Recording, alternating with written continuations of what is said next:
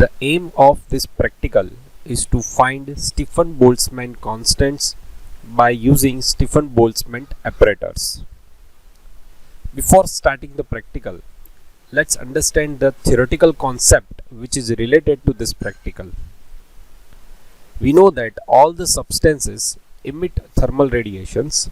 When heat radiation is incident over any body, then part of that emission, or we can say that the part of that radiation or part of that electromagnetic wave is absorbed, some part of that electromagnetic wave is transmitted, and some part of that electromagnetic wave is reflected by the body.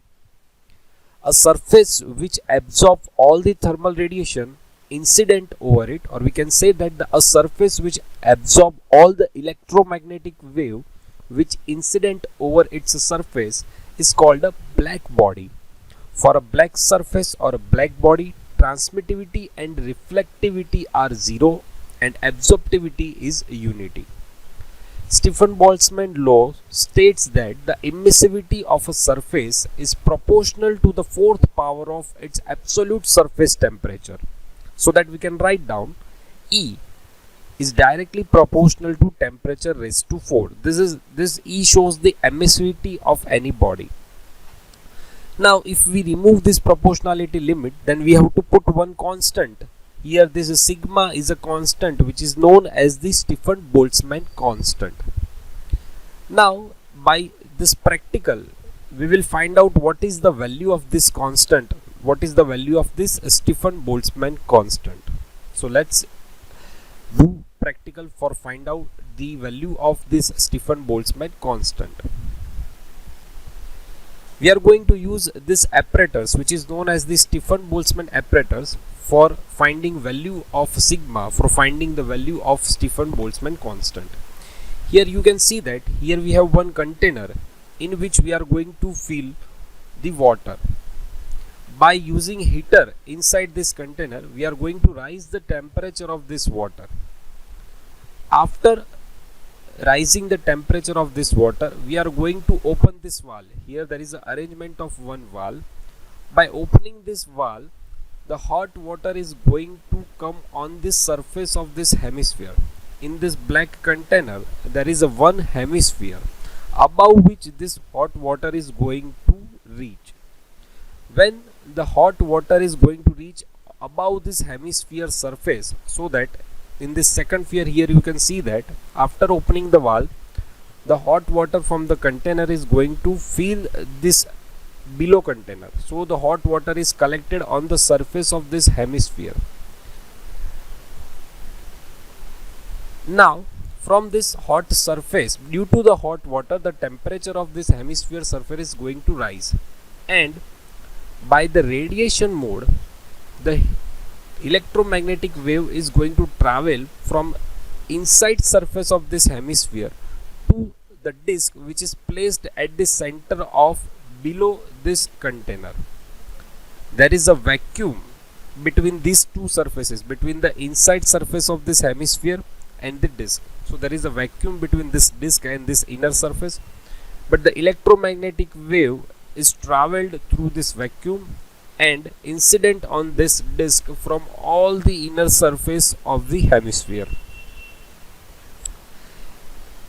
So this is how by radiation mode the heat transfer between this hemisphere surface and the disk takes place. There is a very less amount of convection due to the remaining air between this disk and the hemisphere. There is arrangement of 4 thermocouple on the surface of the hemisphere to measure the surface temperature of this hemisphere. There is one thermocouple which is attached to the disk which shows the temperature of this disk in this temperature indicator. There is one free thermocouple to measure the temperature of the hot water. Now let's take one set of reading. The first step is to ensure that the container is filled with water before starting the heater. Now after pouring the water in the container, you can start the setup. Here you can see that this is a temperature indicator which shows the temperature of the different channels. Here we have channel 2, 3, 4, 5 are the at the surface of the hemisphere. As you can see, this is the switch of heater. By using this switch you can start the heater so that the temperature of the water will rise.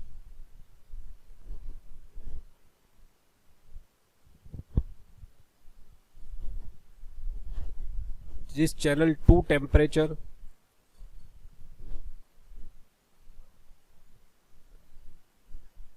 this is a free thermocouple so that you can check the temperature of the water or check the temperature of the container.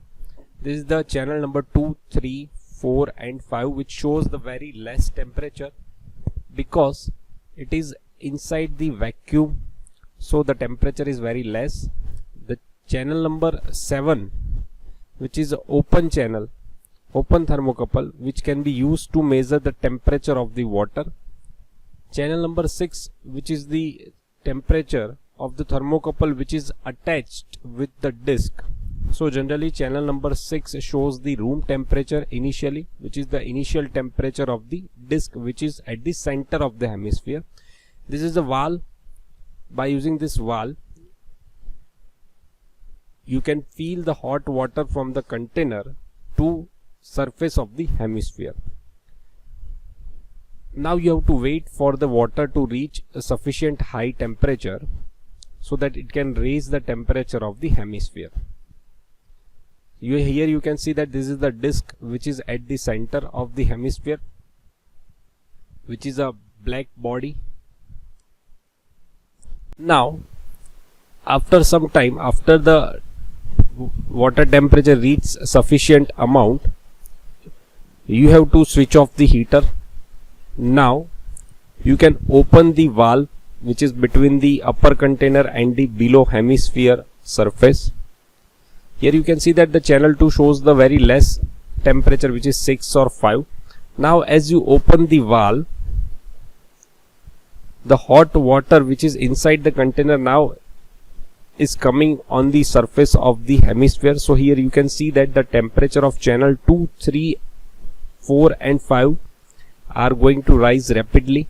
Here you can see that channel number 2 shows the 11, 13 degrees Celsius, 14, 15, 16. So it is going to rise rapidly as the high temperature water is just on the surface of the hemisphere. So you have to wait for the system to reach a steady state so that the change in temperature of the hemisphere surface is become stable. So after that increase in temperature becomes stable, you can take the readings of the disk temperature which is at our channel number 6.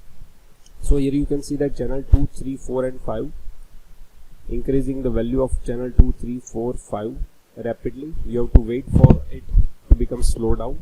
Channel number 6 shows the temperature of our disk. So you have to wait for system to reach steady state. When the temperature of channel 2, 3, 4 and 5 are become stable, then you have to set channel number 6 in a temperature indicator so it shows the temperature of our disk. Now you can start a buzzer which makes sound after every 5 seconds. So now you can take temperature of the disk after every 5 seconds of interval. Note down these readings after interval of every 5 seconds. Note down 10 or 20 readings. Now let's do a calculation based on the readings. So here we have 4 temperatures T1, T2, T3 and T4 which are the temperature after the steady state of this hemisphere. By using these values of T1, T2, T3 and T4 we can calculate the surface temperature of hemisphere. By using buzzer volume we can take readings of this disk, so that value of T6 from the temperature indicator after every interval of 5 seconds. So after this hemisphere surface reach its a steady state so that the temperature is now not changing with respect to time, you can you can start taking reading of this disk for every interval of 5 seconds. So at the 5 seconds, suppose the disk temperature is 35.1, then again when buzzer sounds, so that at the interval of 5 seconds take again reading of this disk which is 35.3. Take number of readings for every interval of 5 seconds. After that, let's do a calculation based on this reading. We know that the area of disk which is given, which is 3.14 into 10 raised to minus 4 meter square. We know the weight of the test disk which is 5 grams, so that 5 into 10 raised to minus 3 kg. We can calculate the hemisphere surface temperature by using T1 plus T2 plus T3 plus T4 divided by 4. We have all the temperature, all the values of the 4 temperatures, so that our hemisphere temperature is 59 degrees Celsius, so that 332 Kelvin. We know the initial temperature of disk from the temperature indicator, which is T6 plus 273, so that 35 plus 273. Initially the disk will be at room temperature, so that 35 plus 273, so that 308 Kelvin. Now we know that whatever heat is given by this hemisphere to the disk, it is mostly by the radiation mode. So amount of electromagnetic wave which is emitted from this hemisphere, we can calculate that by using this equation, Stefan-Boltzmann equation, which is sigma. This is emissivity, ability of this hemisphere to emit the electromagnetic wave. This is area of this hemisphere, and this is Th raised to 4, the surface temperature of this hemisphere, minus Td raised to 4, this the temperature of this disk. This term shows the temperature difference between this hemisphere and the disk. We also know that the heat gain, whatever the amount of heat gained by this disk, can be calculated by using this equation, mc delta T. So this is the mass, this is specific heat, this is dt, temperature difference, divided by d tau in a particular time. So in this equation, sigma shows the Stefan-Boltzmann constant, m shows, in this equation m shows the mass of the disk, this is emissivity of the disk, test disk which is our black disk, so we can take emissivity of this disk as 1. So total amount of electromagnetic wave which is emitted through hemisphere, all electromagnetic wave are going to be absorbed by this disk. Area shows capital A shows the area of the disk, this capital A shows the area of this disk, and this rho in this equation shows the specific heat of the copper, which is 381 joule per kg degree Celsius. This disk is made of copper, so specific heat of copper. Now from these two equation, if we equate this both equation, we will get equation for the Stefan-Boltzmann constant, which is sigma is equal to m into specific heat into dt by d tau, or we can say that the dt is a temperature difference as dt is a time, upon area into Th raised to 4 minus Td raised to 4. Putting all the value in this equation, first we need to find out this ratio dt, temperature divided by time. So this dt is a temperature difference, which is T final minus T initial for the disk, the final temperature of the reading of the disk, which is 36.3 minus initial temperature, which is 35.1, divided by total time between this 35.1 to 36.3, which is 45 seconds, which gives us 0.026. Now we know the value of mass, specific heat, this dt by d tau, area, and the Th raised to 4 minus Td raised to 4.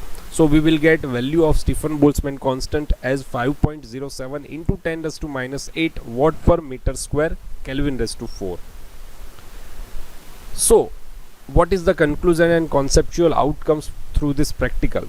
Number 1, we know that whenever there is a heat transfer occurs between two bodies by radiation mode of heat transfer, then we can easily calculate amount of radiation emitted by the body by using Stefan-Boltzmann equation.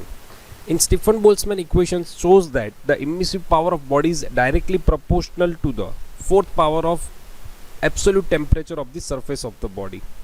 So with the help of this experiment, we have seen that in Stefan-Boltzmann equation we can put the value of its constant as 5.07, or we can say that 5.67 into 10 raised to minus 8 watt per meter square Kelvin raised to 4.